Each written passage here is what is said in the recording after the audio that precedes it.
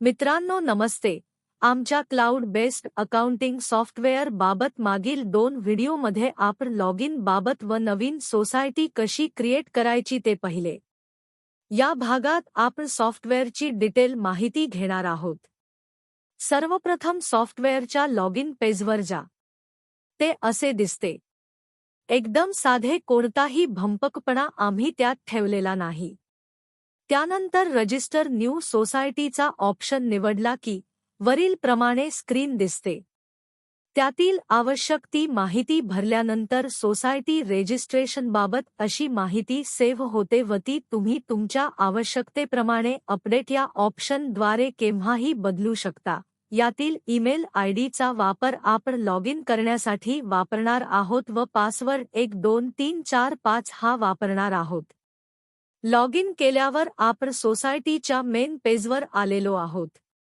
Main page हे 2 विभागात आहे.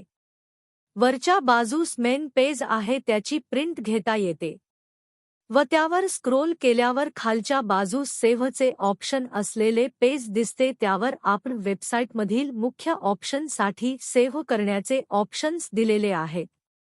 कारण या ठिकाणी एकाच वेळी सर्व डेटा सेव्ह करून ठेवता येतो. सेव्ह केलेला डेटा होस्टिंगरच्या प्लॅटफॉर्मवर सेव्ह होतो. त्यात तुम्ही सेव्ह केलेल्या डेटाचे टायमिंग देखील दिसते. अशी सेव्ह केलेली माहिती मोबाईल ॲपवर लगेच त्या संस्थेच्या सभासदांसाठी उपलब्ध होते. आता आपण मुख्य पेजवर अकाउंटिंगसाठी कोणकोणते ऑप्शन्स अवेलेबल आहेत ते पाहूया. अकाउंटिंगसाठी 6 मुख्य ऑप्शन्स आहेत, ते असे की: पहिला ऑप्शन अकाउंट मास्टर, दुसरा ऑप्शन मेंबरशिप, तिसरा ऑप्शन बिलिंग, चौथा ऑप्शन डेटा एंट्री, पाचवा ऑप्शन अकाउंट्स बुक व 6वा ऑप्शन ॲन्युअल रिपोर्ट्स. अशा प्रकारे अकाउंटिंगसाठी मुख्य 6 ऑप्शन्स या अकाउंटिंग वेबसाईटवर अवेलेबल आहेत. अकाउंटिंगचे काम सोपे आहे. त्यात मुख्यतः 8 ट्रान्झॅक्शन्स असतात.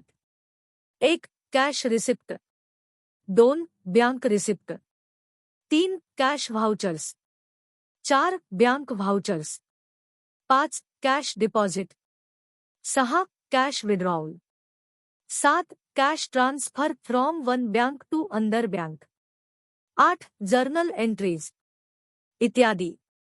सहकारी गृहनिर्माण संस्थांचे अकाउंटिंग, ऑडिटिंग व कायदेशीर सल्ला व मार्गदर्शन बाबत आपल्या नोंदणीकृत युजर्सना आमचा नेहमी पाठिंबा राहील. आमच्या वेबसाईटवर प्रॅक्टिस करा व भरपूर कामे मिळवा. आपण हा व्हिडिओ शेवटपर्यंत व काळजीपूर्वक पाहिलात त्याबाबत आम्ही तुमचे आभारी आहोत. धन्यवाद.